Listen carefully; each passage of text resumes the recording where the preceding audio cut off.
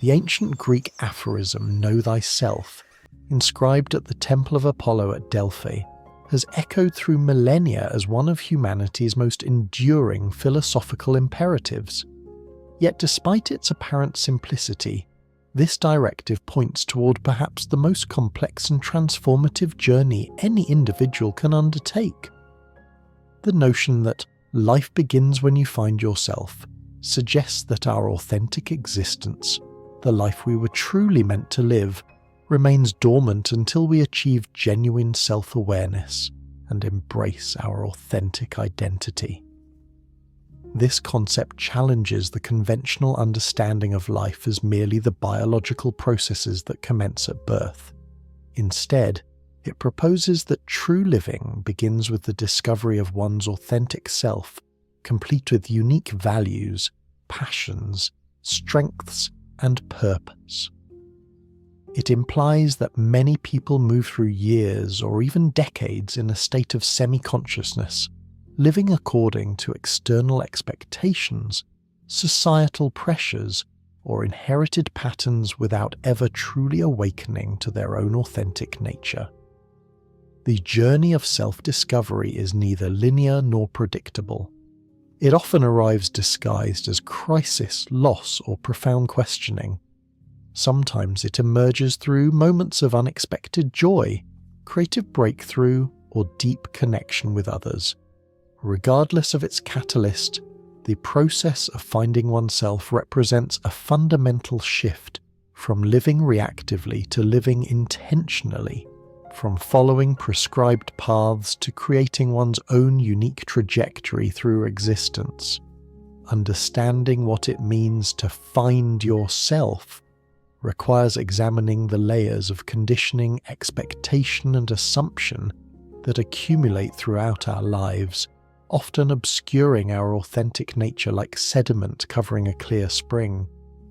It involves recognizing the difference between who we think we should be and who we actually are, between the roles we play and the essence beneath those roles. This recognition often precipitates what feels like a complete reconstruction of identity, values, and life direction. The assertion that life begins with self-discovery also implies that much of what we consider living might actually be a form of sleepwalking, going through the motions of existence without the full engagement that comes from alignment between our inner truth and outer expression. This awakening process, while often challenging, represents the birth of authentic agency in our lives, the moment when we stop being passive recipients of circumstance and become active creators of our own experience. The psychology of self-discovery. The human psyche, in its complexity and depth, contains multitudes that often remain hidden even from ourselves. Modern psychology has illuminated various dimensions of this internal landscape, revealing that self-discovery is not merely a philosophical pursuit, but a psychological necessity for mental health and personal fulfillment. The work of pioneering psychologists like Carl Jung, Abraham Maslow, and Carl Rogers has demonstrated that the journey toward authentic selfhood follows recognizable patterns and stages, each presenting its own challenges and revelations. Jung's concept of individuation describes the psychological process by which an individual integrates various aspects of their personality, including those elements that have been repressed or denied. This process involves confronting what Jung termed the shadow, those parts of ourselves that we find unacceptable or incompatible with our self-image. The journey of individuation requires courage to face these hidden aspects, not to eliminate them, but to integrate them into a more complete and authentic sense of self. The shadow often contains not only negative traits we've rejected, but also positive qualities that we've dismissed as impossible or inappropriate for someone like us. Many people discover, to their surprise, that they've been hiding creative abilities, leadership qualities, or deep compassion behind facades of practicality, submission, or cynicism. The process of reclaiming these disowned aspects of personality can feel like discovering entirely new dimensions of oneself. Maslow's hierarchy of needs places self-actualization at the pinnacle of human psychological development, suggesting that once basic needs for safety, belonging, and esteem are met, humans naturally strive toward becoming their fullest, most authentic selves. This self-actualization involves what Maslow called peak experiences, moments of profound insight, creativity, or connection that reveal glimpses of our authentic nature and potential. However, the path to self-actualization is rarely smooth or direct. Many individuals become stuck at lower levels of the hierarchy, never fully developing the foundation of security and self-regard necessary for authentic self-exploration. Others may achieve external success and recognition while remaining disconnected from their deeper nature, living what Maslow termed mini lives, rather than embracing their full potential. Carl Rogers' person-centered approach emphasized the importance of congruence between one's authentic self and their expressed behavior. Rogers observed that psychological distress often results from the gap between who we really are and who we think we should be. This incongruence typically develops early in life as we learn to modify our behavior to gain approval, love, or acceptance from significant others. The process of finding oneself, from a Rogerian perspective, involves peeling away these layers of conditioning to rediscover our organismic self, the core identity that existed before it became filtered through others' expectations. This authentic self possesses an innate wisdom about what promotes growth and fulfillment. But this wisdom becomes obscured when we prioritize external validation over internal. The societal mirror. How others shape our self-perception. Human beings are inherently social creatures, and our sense of self develops largely through interaction with others.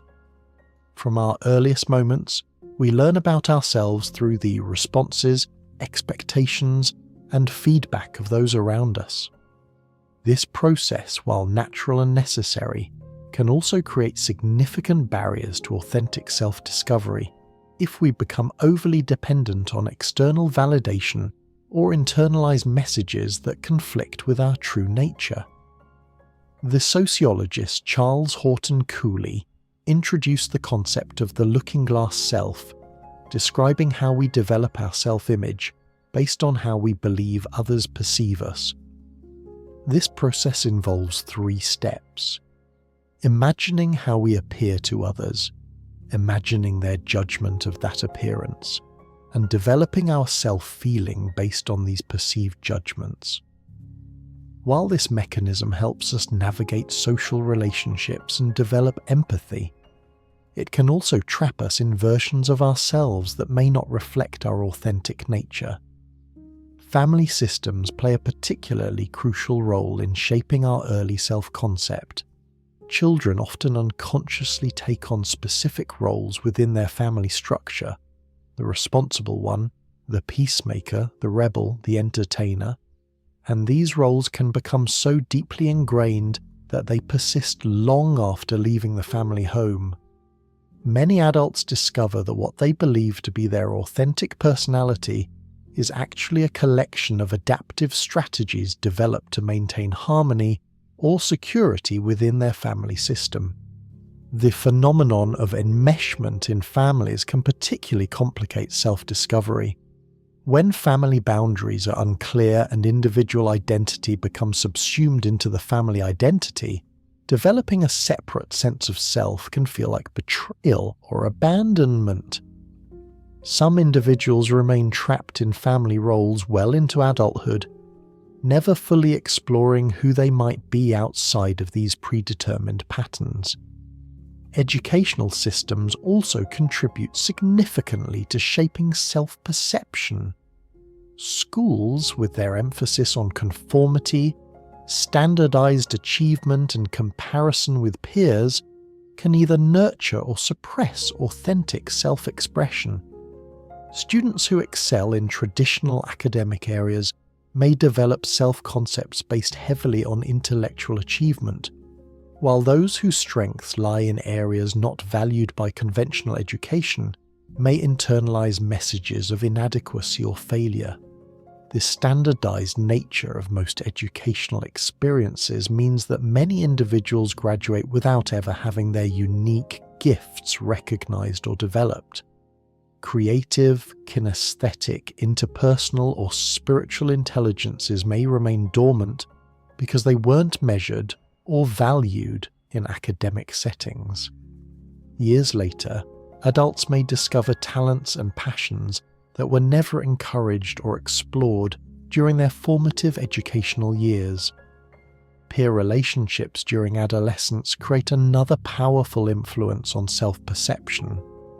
The desperate need for acceptance and belonging during these years can lead individuals to suppress or exaggerate certain aspects of their personality to fit in with desired social groups. The masks worn during adolescence sometimes become so comfortable that they're never removed, leaving the authentic self buried beneath layers of social adaptation. Cultural and societal expectations add another layer of complexity to self-discovery. Every culture has explicit and implicit messages about what constitutes acceptable behavior, appropriate goals, and valuable characteristics. These cultural scripts can be so pervasive that individuals may never question whether they align with their personal values and inclinations. Gender roles provide a particularly clear example of how societal expectations can limit authentic self-expression. Traditional gender expectations may pressure individuals to suppress or develop certain traits based on their biological sex rather than their individual nature. Women may learn to minimize their assertiveness or ambition, while men may suppress their emotional sensitivity or nurturing qualities. The journey of self-discovery often involves examining and potentially rejecting these limiting cultural prescriptions. Breaking free from conditioning, the unlearning process, the journey toward authentic self-discovery necessarily involves a process of unlearning, identifying and releasing the conditioning, beliefs, and behavioral patterns that have been internalized but don't truly serve our authentic expression.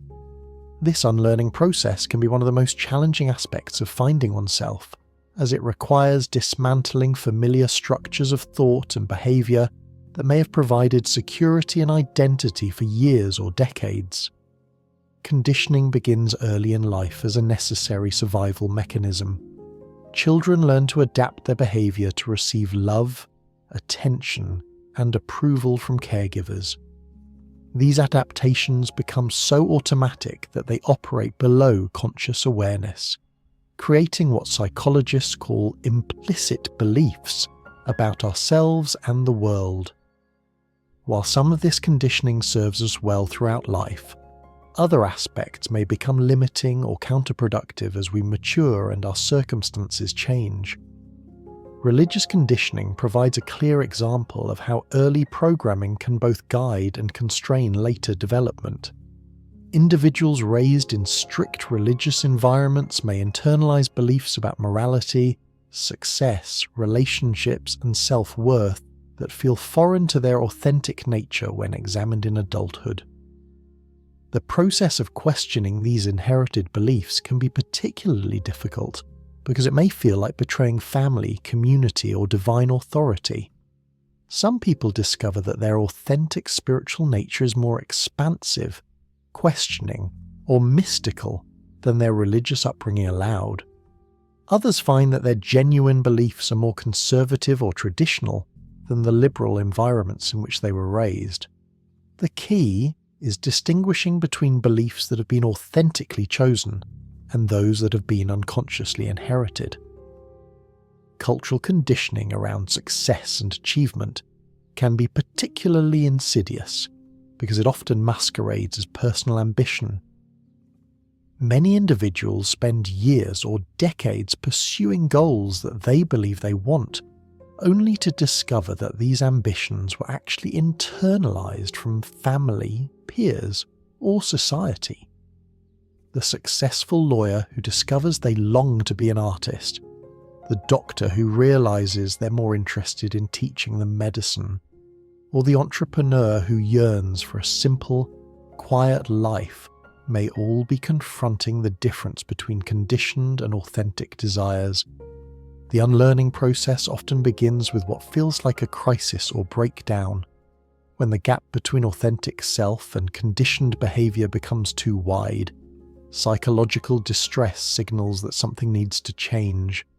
Depression, anxiety, addiction, or relationship problems may all serve as wake-up calls that our current way of living is not aligned with our true nature. These crises, while painful, often represent the beginning of authentic living. They force us to question assumptions that we may have never examined and to consider possibilities that we may have dismissed as unrealistic or inappropriate. The breakdown of familiar structures, while disorienting, creates space for authentic expression to emerge. The process of identifying conditioning requires developing what Buddhist practitioners call witness consciousness, the ability to observe our thoughts, emotions, and behaviors with some degree of objectivity. This observational capacity allows us to recognize when we're operating from conditioned responses rather than authentic choice. Meditation, journaling, therapy, and other contemplative practices can support the development of this witnessing capacity. These practices create space between stimulus and response, allowing us to notice habitual patterns and choose more conscious responses. They also help us distinguish between the voice of conditioning and the voice of authentic wisdom. Family of origin work represents a crucial aspect of unlearning for many individuals. This process involves examining the spoken and unspoken rules, roles, and expectations that governed childhood experiences. Many people discover that they've been unconsciously living according to family scripts that were never explicitly stated, but were powerfully communicated through behavior, consequences, and emotional atmospheres. The process of individuating from family conditioning doesn't necessarily require rejecting everything learned in childhood, but it does require conscious choice about which family values and patterns to maintain and which to release. This differentiation process can be particularly challenging when family members react negatively to changes in behavior or values. Moments of awakening. Recognizing your authentic self. The recognition of authentic self rarely arrives as a gradual, predictable process. More often, it emerges through specific moments of awakening, sudden insights, profound experiences, or shifts in perspective that illuminate previously hidden aspects of our nature. These moments can be dramatic and life-changing, or they can be subtle recognitions that accumulate over time to create significant transformation. Peak experiences, as described by Abraham Maslow, often serve as doorways to self-recognition. These moments of transcendence, whether through creative expression, spiritual connection, time in nature, or deep relationship, can provide glimpses of our fullest potential and authentic nature. During peak experiences, the usual barriers between self and world dissolve, revealing capacities and perspectives that may have been previously unknown or suppressed. Many artists describe moments when they feel they're not creating, but rather serving as conduits for something flowing through them. These experiences of creative flow can reveal authentic aspects of self that may have been dormant or underdeveloped. The writer who discovers they have profound insights about human nature, the musician who finds they can express emotions through sound that they struggle to communicate verbally, or the visual artist who realizes they see the world in unique ways may all be encountering aspects of their authentic self through creative expression. Crisis often serves as an unexpected catalyst for self-recognition. Illness, loss, relationship breakdown, or professional failure can strip away familiar identities and coping mechanisms, forcing individuals to confront who they are beneath their roles and achievements. While painful, these crises can also be profoundly liberating, revealing strength, resilience, and authenticity that may have been hidden during easier times. The midlife crisis, now recognized as a common developmental phase, often represents one such awakening period. As individuals reach middle age and confront their mortality, they may begin questioning whether their current life reflects their authentic values and desires. This questioning can lead to significant life changes as people align their external circumstances more closely with their internal truth. Travel and exposure to different cultures can also trigger moments of self-recognition. When removed from familiar social contexts and cultural assumptions, individuals may discover aspects of their personality that only emerge in different environments. The reserved person who becomes outgoing while traveling, the career-focused individual who discovers their love of adventure, or the practical person who finds themselves drawn to artistic expression may all be encountering previously hidden facets of their authentic self. Relationship experiences frequently serve as mirrors for self-discovery. Deep friendships, romantic partnerships, or even challenging interpersonal conflicts can reveal qualities, patterns, and potentials that might otherwise remain hidden. The person who discovers their capacity for profound intimacy, their leadership abilities when supporting others, or their tendency toward codependency through relationship experiences may be gaining crucial insights into their authentic nature. Sometimes, the recognition of authentic self comes through noticing what consistently brings joy, energy, and fulfillment, even when these activities seem impractical or unimportant to others. The accountant who comes alive when discussing philosophy, the engineer who finds deep satisfaction in gardening, or the teacher who feels most authentic when performing music may be receiving important messages about their true nature and calling. Childhood memories can also provide clues to authentic self. Many people find that returning to activities, interests, or ways of being that brought them joy as children can reconnect them with aspects of their nature that were later suppressed through socialization and practical concerns. The child who loved to write stories, build elaborate structures, or spend hours in nature may be revealing authentic inclinations that could be honored and developed in adult life. The role of crisis in self-discovery. Throughout human experience, crisis has served as one of the most potent catalysts for profound self-discovery. While no one actively seeks suffering or disruption, these challenging periods often provide the necessary conditions for breaking through the barriers that separate us from our authentic selves. Crisis strips away the familiar structures, identities, and coping mechanisms that may have been masking our true nature, creating space for genuine self-recognition to emerge. The relationship between crisis and awakening is so consistent across cultures and throughout history that many wisdom traditions recognize crisis as a necessary component of spiritual and psychological development.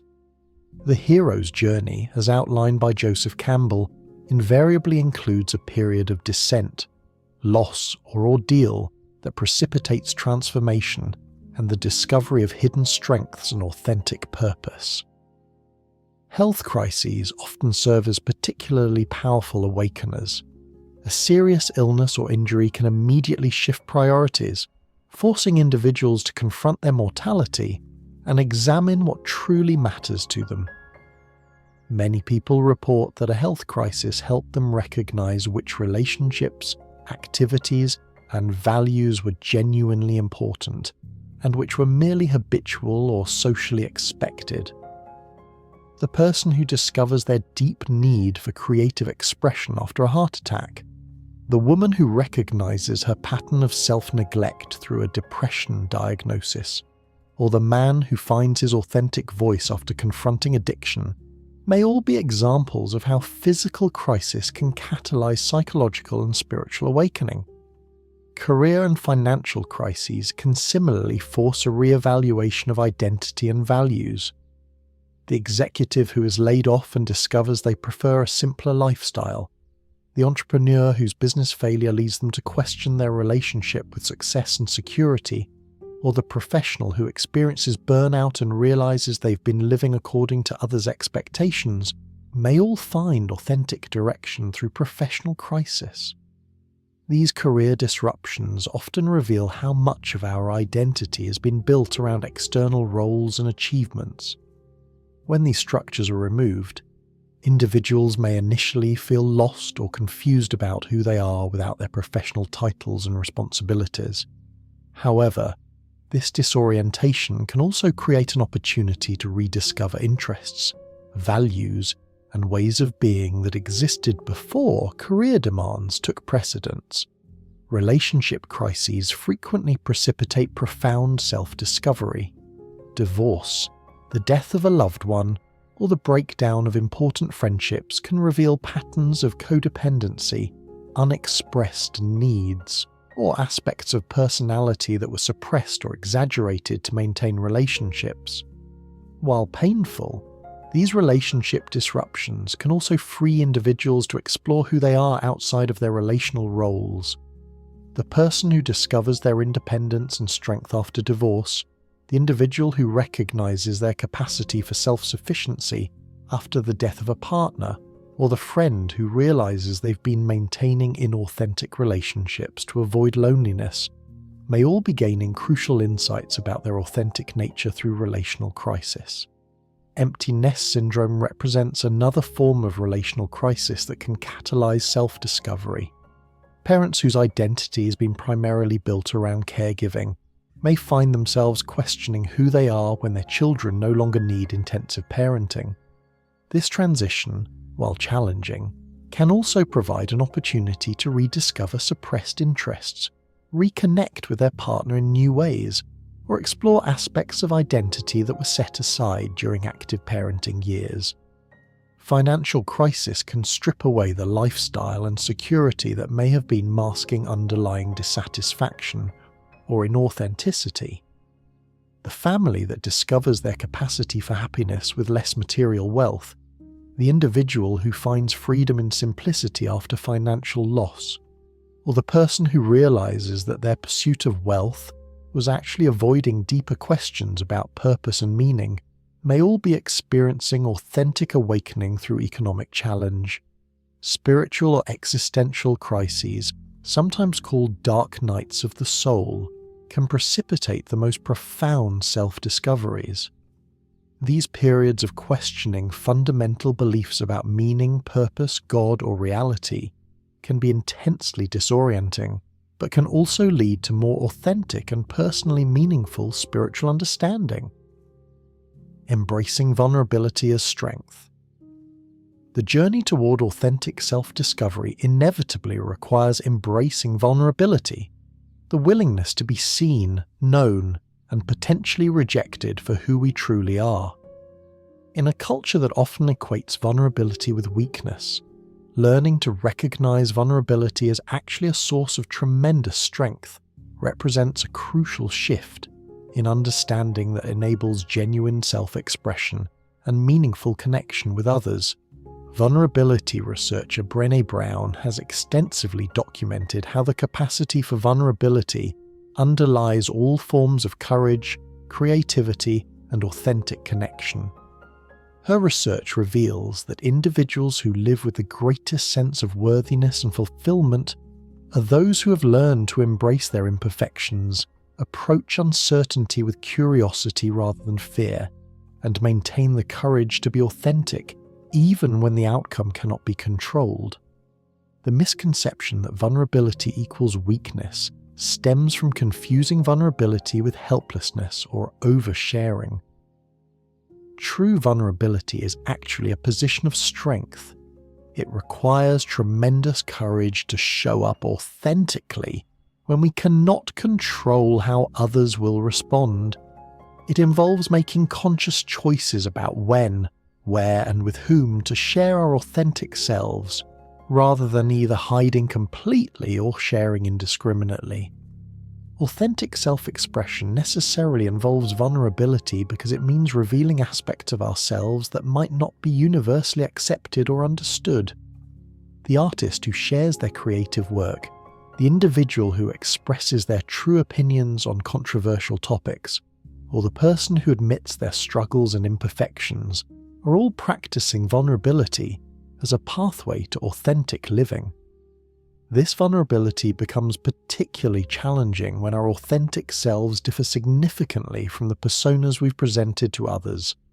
The successful business person who reveals their spiritual inclinations, the tough exterior personality who admits their sensitivity, or the people pleaser who begins setting boundaries may all be risking rejection or misunderstanding in service of authentic expression.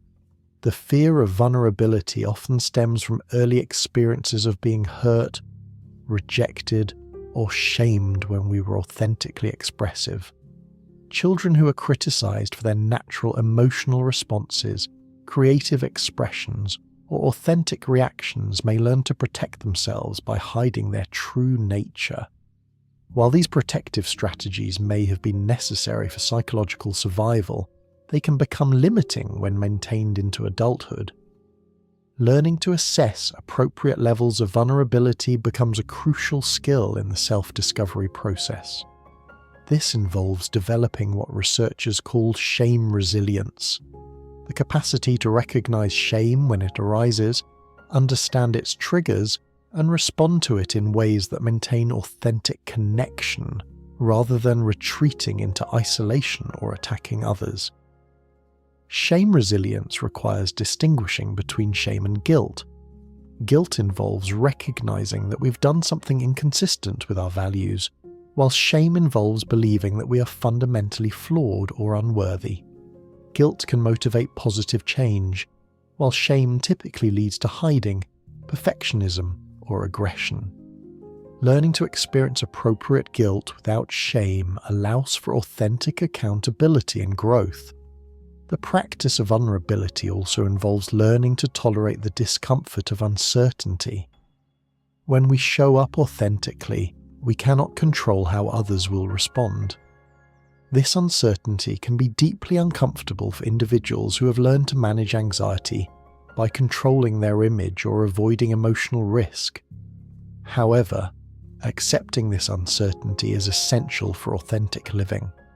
Vulnerability in relationships creates the possibility for genuine intimacy and connection. When we hide aspects of ourselves to maintain others' approval, we may achieve security but at the cost of true closeness. Others can only love and accept the parts of us that we're willing to reveal. Authentic relationships require the courage to be known, including our imperfections and struggles. This doesn't mean that all relationships require the same level of vulnerability. Learning to assess the trustworthiness and capacity of others becomes important for determining appropriate levels of sharing. Vulnerability is not about indiscriminate self-disclosure, but rather about conscious choices to be authentic within appropriate contexts. The creative awakening. Art as self-discovery. Creative expression serves as one of the most powerful and accessible pathways to self-discovery, offering a direct channel between our unconscious depths and conscious awareness. Through various forms of artistic expression, whether visual arts, music, writing, dance, or any other creative medium, individuals often encounter aspects of themselves that remain hidden in ordinary consciousness. The creative process bypasses the rational mind's filters and defenses, allowing authentic self-expression to emerge in ways that can be both surprising and revelatory. The relationship between creativity and self-discovery is reciprocal and dynamic. As we engage in creative expression, we discover previously unknown aspects of our perspective, emotional range, and imaginative capacity. Simultaneously, as we develop greater self-awareness, our creative expression becomes more authentic and personally meaningful. This cyclical process can lead to profound transformation and a deeper understanding of our unique gifts and perspectives. Many individuals report that their creative work reveals aspects of their personality, concerns, and desires that they weren't consciously aware of possessing. The writer who discovers profound insights about human relationships emerging in their fiction, the painter who finds themselves repeatedly drawn to specific colours or themes that reflect their emotional state, or the musician who realizes their compositions express feelings they struggle to articulate verbally may all be experiencing the revelatory power of creative expression.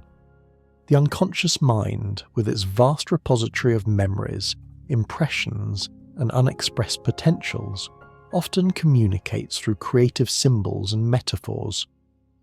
Carl Jung extensively explored how creative expression could serve as a bridge between conscious and unconscious aspects of the psyche. He observed that individuals who engaged regularly with creative expression often demonstrated greater psychological integration and self-understanding than those who relied solely on rational analysis for self-knowledge. The process of creating something from nothing, whether a poem, a painting, a song, or any other creative work, mirrors the process of self-creation that occurs during authentic self-discovery. Both processes involve bringing something previously hidden or potential into manifest reality. Both require courage to express something unique and personal that may not be understood or appreciated by others.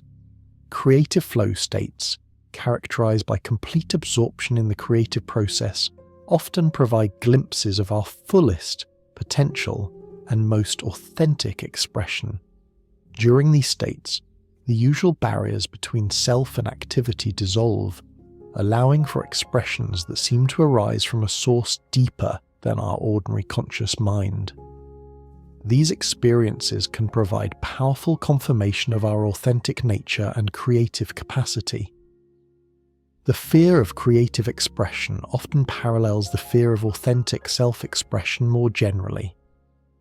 Many individuals avoid creative pursuits because they are afraid their work won't be good enough or will be judged harshly by others. However, this focus on external evaluation misses the primary value of creative expression as a tool for self-discovery and authentic expression. Creative expression for self-discovery purposes is fundamentally different from creating for external validation or commercial success. While these external goals can certainly coexist with self-discovery, the primary focus remains on using the creative process to explore, express, and understand authentic inner experience. This distinction allows for greater freedom and authenticity in creative expression. Many people dismiss their creative inclinations as impractical or inappropriate for their life circumstances. The accountant who loves to paint, the engineer who writes poetry, or the parent who dreams of learning to dance may all be receiving important information about their authentic nature that deserves attention and development, even if these activities never become primary sources of income or identity. The therapeutic value of creative expression has been recognized across cultures and throughout history. Art therapy, music therapy, writing therapy, and movement therapy all utilize creative expression as pathways to healing and self-understanding. These approaches recognize that creative expression can access and integrate emotional experiences that may be difficult to process through verbal communication alone. Discovering yourself through others. Human relationships serve as powerful mirrors that reflect aspects of ourselves that might otherwise remain hidden or unexplored. Through our interactions with family members, friends, romantic partners, colleagues, and even strangers, we encounter reflections of our patterns, triggers, strengths, and areas for growth. The quality of attention we bring to these relational mirrors can transform everyday interactions into profound opportunities for self-discovery and authentic development. The concept of relationships as mirrors operates on multiple levels. At the most basic level, others' responses to us provide feedback about how our behaviour and energy affect the world around us. More subtly, the people we're drawn to and the types of relationships we create often reflect unconscious aspects of our own psychology. Most profoundly, the triggers and reactions we experience in relationships can reveal deep patterns and unhealed aspects of our psyche that require attention and integration. Romantic relationships often provide the most intense and revealing mirrors for self-discovery. The vulnerability and intimacy of romantic partnership can surface aspects of our personality that remain hidden in other contexts.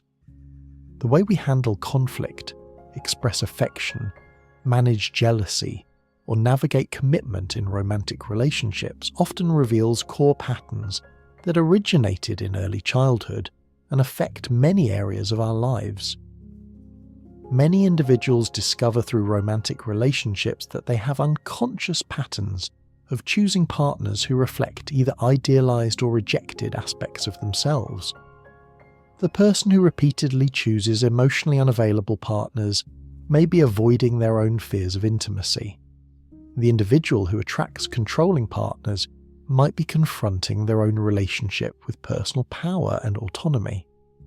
The concept of projection, unconsciously attributing our own unacknowledged traits to others, plays a significant role in how relationships serve as mirrors. The qualities that most irritate us in others often represent aspects of ourselves that we've rejected or haven't fully integrated. The person who is constantly annoyed by others' selfishness may be struggling to accept their own legitimate self-interest. The individual who criticizes others for being too emotional might be avoiding their own emotional nature. However, projection isn't always negative. We also tend to project positive qualities that we possess but haven't fully owned or expressed. The person who admires others for their creativity may be recognizing their own latent creative potential. The individual who's drawn to confident people might be encountering their own undeveloped confidence. Family relationships provide particularly rich material for self-discovery because they involve our longest-standing patterns and deepest conditioning. The roles we played in our family of origin, the responsible one, the rebel, the peacemaker, the entertainer, often continue to influence our behavior in adult relationships. Becoming conscious of these family roles allows us to choose whether to maintain them or develop different ways of relating. Family dynamics also reveal our core beliefs about love, safety, conflict, and communication. The person who learned to associate love with drama might find themselves creating chaos in otherwise peaceful relationships. The individual who experiences conditional love based on achievement may struggle with relationships that don't involve performance or earning approval. Friendship mirrors operate differently than family or romantic mirrors because friends are typically chosen based on compatibility and shared interests. However, the patterns that emerge in friendships can still reveal important information about our authentic nature and relational style. The person who consistently attracts friends who need rescuing may be learning about their own helper complex.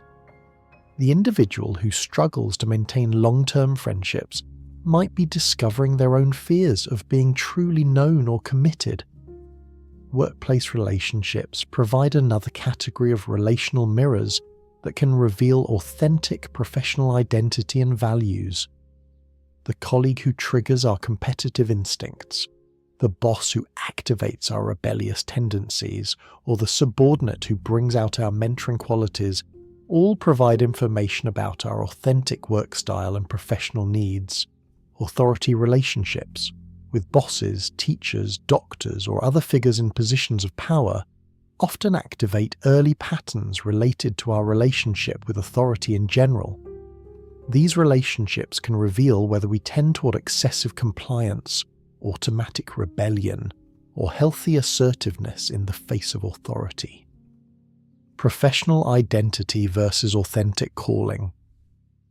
The tension between professional identity and authentic calling represents one of the most common and challenging aspects of self-discovery in modern life. Many individuals find themselves trapped between career paths that provide security, status, or family approval, and deeper longings for work that feels personally meaningful and aligned with their authentic nature. This conflict between external professional success and internal fulfillment can create profound psychological distress and existential questioning. Professional identity, as typically constructed, involves adopting a role, skill set, and social position that may have little relationship to our authentic interests, values, or natural gifts. Educational systems, family expectations, economic pressures, and social status considerations often drive career choices more than genuine calling or personal alignment. The result can be individuals who achieve external success while feeling increasingly disconnected from their authentic selves. The concept of calling suggests work that emerges from our deepest nature and serves both personal fulfillment and broader contribution to society. A calling typically involves activities that energize rather than drain us, that utilize our natural gifts and develop skills, and that feel meaningful beyond just personal benefit. However, discovering and following authentic calling often requires questioning established career paths and potentially sacrificing security for alignment. Many professionals experience what researchers call golden handcuffs, compensation, and benefits that make leaving unsatisfying careers financially difficult. The lawyer who dreams of teaching, the doctor who yearns to write, or the executive who wants to work with their hands may all feel trapped by the financial responsibilities that their current income supports. This trap becomes particularly complex when career success has become intertwined with identity and self-worth. The midlife career crisis often represents a collision between professional identity and authentic calling. After years or decades of following a particular career path, individuals may suddenly question whether their work reflects their true interests and values. This questioning can be triggered by various factors: children leaving home, health scares, the death of peers, or simply the accumulation of dissatisfaction that can no longer be ignored. However, career crises aren't limited to midlife. Young adults increasingly report anxiety about choosing careers that feel authentic, rather than just secure or impressive. The pressure to establish a professional identity early in life can conflict with the natural development of self-knowledge that occurs throughout the 20s and beyond. Many individuals make career commitments before they have sufficient life experience to know their authentic preferences and values. The distinction between career and calling isn't always clear-cut. Some individuals find ways to infuse their authentic values and interests into conventional career paths. The accountant who specializes in helping non-profits, the lawyer who focuses on social justice issues, or the doctor who incorporates holistic healing approaches may all be bridging the gap between professional identity and authentic calling. Others discover that their calling lies not in their primary career but in how they show up in their work relationships, the volunteer activities they pursue, or the creative projects they develop alongside their professional responsibilities. The recognition that calling can be expressed through various channels rather than requiring complete career transformation can provide relief and creative alternatives to dramatic professional changes. The fear of financial insecurity often prevents individuals from exploring authentic calling. This fear may be realistic given actual financial responsibilities, but it can also be exaggerated by conditioning around money, security, and success. Learning to distinguish between genuine financial needs and conditioned desires for wealth or status becomes important for making authentic career choices. Some individuals discover that their authentic calling requires developing new skills or accepting reduced income, at least initially. This transition period can be challenging but may be necessary for long-term fulfillment and alignment. The process of career transition often reveals hidden resources, support systems, and creative solutions that weren't apparent while remaining in unsatisfying work. Navigating spiritual crisis.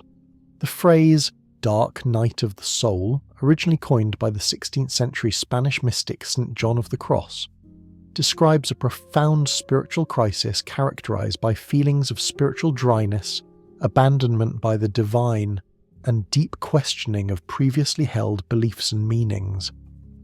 In the context of self-discovery, these periods of spiritual darkness often represent crucial transitions where old identities, beliefs, and ways of understanding ourselves and reality must be released to make space for more authentic spiritual understanding and expression. The dark night of the soul differs from ordinary depression or life difficulties, though it may include elements of both. This spiritual crisis specifically involves the collapse of previously meaningful spiritual frameworks, practices, or beliefs that once provided comfort, guidance, and identity.